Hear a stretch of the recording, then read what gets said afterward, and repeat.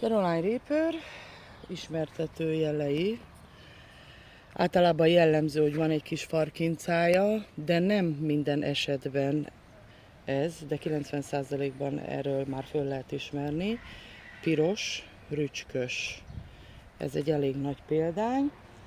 Egy tövön több fajta is lehet, de itt is láthatunk, aminek van egy szép nagy farkincája. De van akár olyan is, aminek ugye nincs farkincája, de ez ugyanarról a tőről van. Itt is van egy pár.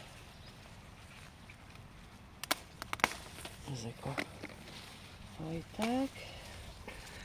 Tehát ő a Caroline Reaper, 2 millió 2 SHU bejegyzett. De ugye ez nagyon függ, itt is van egy egész pici kis farkincája.